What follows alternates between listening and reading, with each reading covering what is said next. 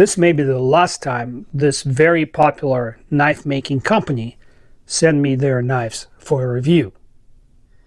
In 2026, they don't mess around. And by they, I mean Vosteed. And by don't mess around, I mean they're kicking out model after model that is an absolute banger every time, or almost every time. But this time they messed up. And what's more, they sent it to the one guy who was gonna find out. And not just find out, but share it with every viewer who cares to watch this video. For now, this new model is Kroc 329. Named so because the blade is 3.3 or 3.29 inches long. And it supplements their smaller Kroc model. In a second, I'll compare sizes with some of the popular knives. But they kept a lot of things the same. Clearly, the shape factor, the ergonomics is going to be very similar. The blade shape stayed almost the same, which is a modified sheepsfoot. A little bit more curve on this profile here. Other than that, even the thumb cutout remained the same. The original Kroc falls in the same niche as the porcupine, and the new Kroc actually competes in size with a Psyop, with a slightly better handle to blade ratio. Here are a couple Benchmates. Those are the full size and the mini Griptilian, as you can see, comparable to the same size dispersion. Here's your Benchmate Bug Out and Bug Out Mini. Here's the PM2 and Para 3. I want to let you know that Vosteed provided both of these knives to me free of charge for the purpose of this review. 96 grams on the original Kroc, 114 grams, so 20 gram difference. But they agreed in writing that no matter what the outcomes are, I am publishing the video. 3.4 ounces, or on the new one it's 4 ounces. The original stock thickness is just under 3 millimeters, or 118 thousandths of an inch, and the new guy is 118 thousandths of an inch. What do you guys think of my new logo? Did it myself. How I did it myself? Believe you me, there'll be a video about that. All right, I'm going to speed up through this part because I'm trying to get back to what I found to be wrong with this blade to begin with. Here I was just pointing out that because the primary grind is a little bit higher on the blade, then the larger knife will be a little bit slicier because the primary grind angle is more acute. You've seen my blade bending tests before, but this time I'm giving you this camera angle from the top. I persuaded the blade in between these jaws here. Those are hardwood. I'm making sure that they're super tight. Re-persuading it in.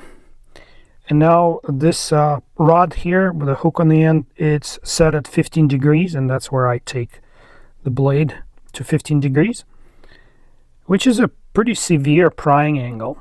And now I'm testing the twist or torsion moment to see if the mechanism can withstand hard twists like that. And I can see no issues with the blade, so it passes with flying colors. And while I'm setting up the original Kroc in the vise, I would appreciate if you consider joining my monthly membership on the channel. People that are a member get a special badge in the chat, and now that I have my own laser engraving machine, they will start receiving tokens of my appreciation so that they know how appreciative I am of their continued support. Again, both knives passed the bend and twist tests with flying colors. Now it's time for a paper towel tube cut test. I know that Vosteed sharpens their knives very well. Haven't seen a dull Vosteed from the factory yet, but this should illustrate both its ability to bite in and to follow up with a smooth through cut. And as you can see, the large blade did it very well. Now I'm having some doubts about the length of this cutting edge, and yet it surprises. Didn't even catch the sharpening choil, just barely missed it. And so I continue the cut through, and I am very, very pleased with it. This material is challenging because it's both fibrous and has seams with glue on them, and glue is pretty hard substance sometimes, at least on these paper towel tubes. Let's see if it's good for another cut. I will spoil the surprise and tell you that this is my favorite out of the two. To be honest with you, I would stick with a small Kroc if you already have it in your collection, and I would always choose uncoated Kroc over the coated blade Kroc, and it will become obvious to you why in a couple of minutes. And just for shizzles, I'm going to say this: if you already have a raccoon of any generation, there's absolutely no need for another Vosteed ever, because that is one of the best knives currently produced in the world. Both new and old Krocs have the same feature. It's a replaceable inlay on the handle. While I am personally not a big fan of replacing scales, just buy a knife that you like, having these inserts on both sides makes the knife look very interesting. I think it's a good look. This is a canvas micarta in some kind of, I guess, shipwreck pattern. And this is just a blue topographic pattern on this one. But they did send me a replacement set that is actually hitting all the checkpoints for the current young knife enthusiasts, because it's made out of UV reactive carbon fiber in, I think this is actually also a shipwreck pattern, or it could be toxic. I don't know. There are so many now. Anyway, let me show you what UV reactive means. Let me grab my Olight with a UV function and dim the lights a little bit.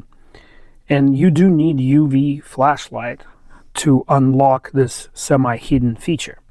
So I'm shining it first on this micarta handle or micarta inlay, and as you can see, the lighter pattern reacts a little bit, whereas the topo doesn't. But look what happens when I shine it on the carbon fiber UV reactive inlays. Actually, I feel like my camera is filtering the light out. It's probably 3 times as bright as the pattern on my micarta was. I don't know if it's coming through in the video though. You're gonna have to take my word for it. If you're wondering about the flashlight in my hand, it's Olight Arcfeld Ultra. And you know what Apple is to the mobile phones, Olight is to the flashlights. They're not cheap, but oftentimes they run sales on Amazon. Right now there's one going on, and I'll throw the affiliate link. If you'd like to help my channel while shopping for a cool flashlight, please click on that. It's in the description for this video, and I really appreciate anyone who shops through my links. It really helps me out. Back to the knives, and since I need to take the blades out of the frames in order to hardness test them, I will also replace the inlays with the provided ones on the Kroc 329. And to do that, I will have to have a T6 bit for the removal of the pocket clip and the one screw that holds the inlay on the show side, as well as a T10 that will help me remove the pivot hardware, which is something you will have to do if you are replacing the inlays. They're held in place by the pivot screw on the front of the knife. Here's a tip: if you don't do it very often, you need to have the blade in partially open position in order to pop out the pivot hardware. The bearings are brass bound ceramic ball. They're non-magnetic, which is a good thing. You don't want any magnets in your knife. For corrosion purposes, magnets help corrosion to form. The new scale or inlay pops in really nicely with a snap, and it won't come out even though the screws are not in yet, so I'll let it sit here. Should you need to disassemble the knife completely, you would also need a T8 driver bit, and that's why I like my Hoto multi-bit tool sets. They come with bits made out of S2 tool steel, which is hardened to 60 HRC, and I tested them. It's 60 plus or minus 1 HRC. And yes, I'm shamelessly linking them in the description as well, for those of you who really like to help your favorite YouTubers, which I hope I am. But if I'm not, please don't forget to subscribe. Oh, one more important fact. The set of the replacement inlays came with 2 complete sets of replacement hardware. Screws, pivot hardware, it's all in there in stainless and original black. So you can practically build your own knife eventually if you collect Vosteed stuff, which a lot of people do. People have extensive Vosteed collections.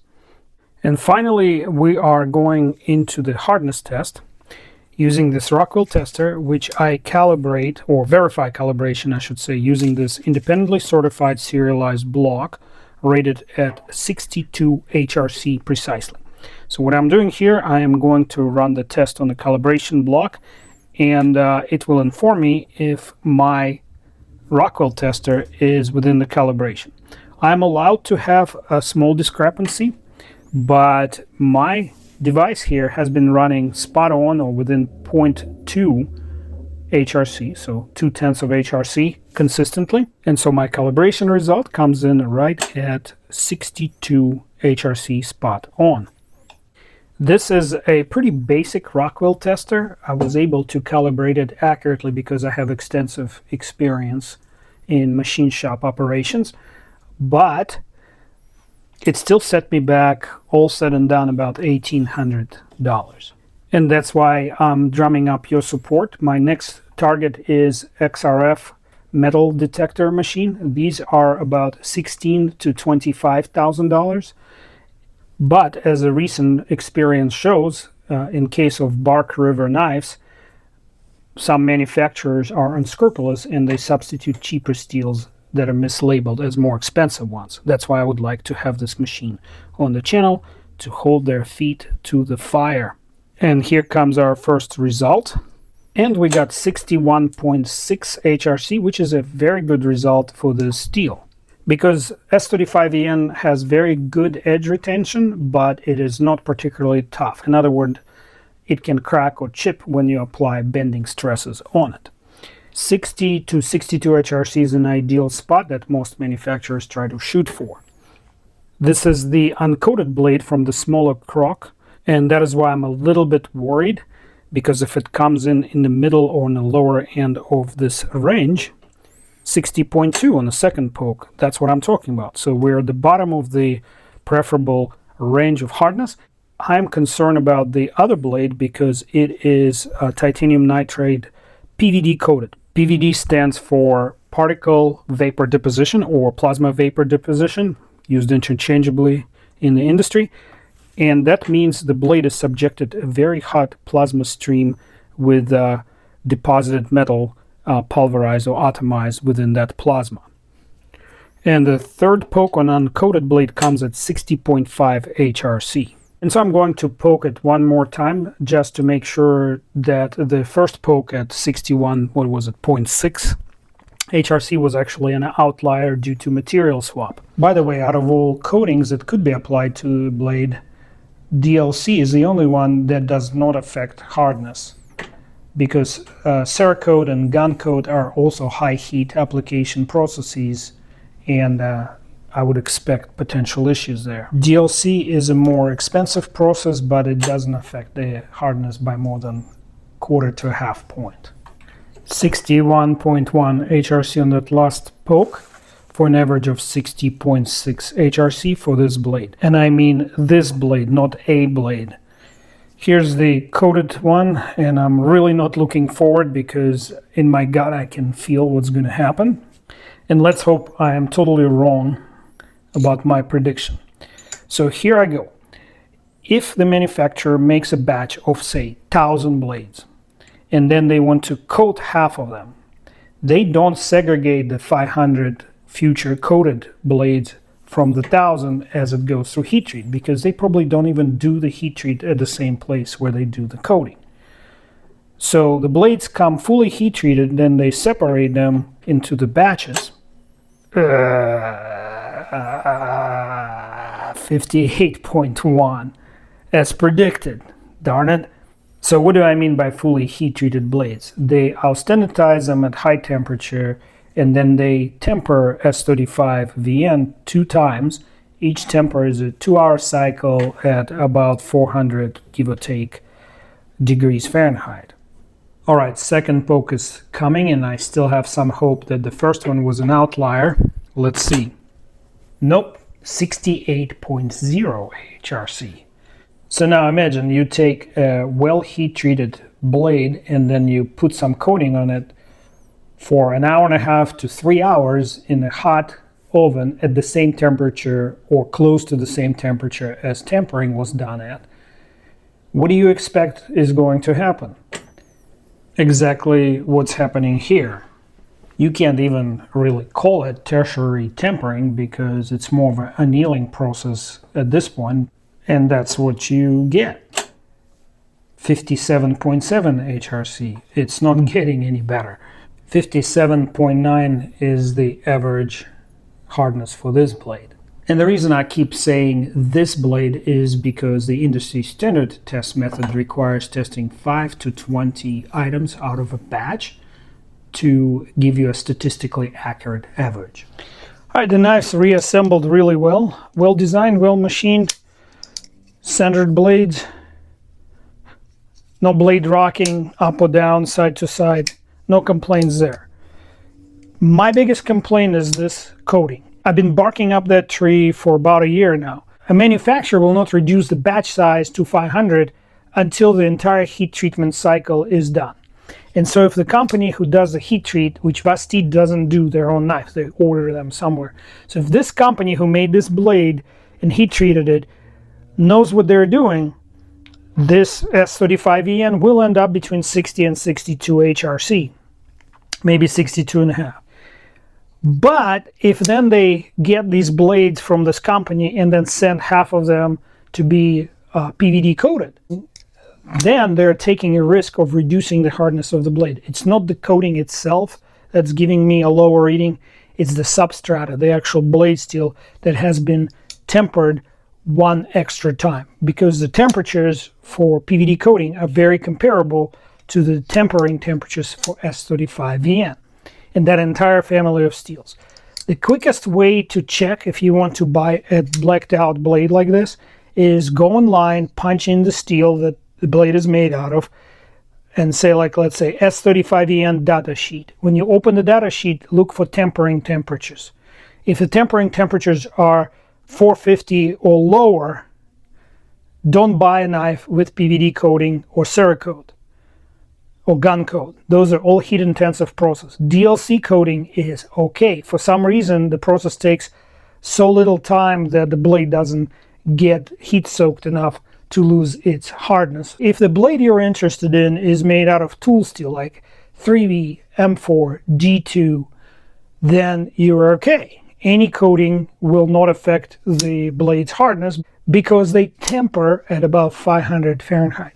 Hope I'm being clear. Sorry about getting super nerdy, but I've been beating this drum for a while, and even prestigious company like Vosteed still does not make this distinction.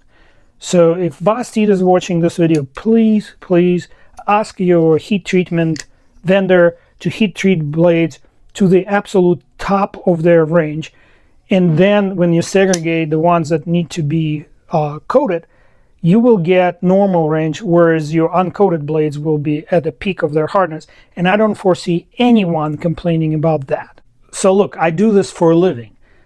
This conversation between Vosteed and a heat treatment company cannot be verbal. It has to be in writing. They need to commit to, let's say, 62 to 64 HRC as the uncoated blades come out of heat treatment.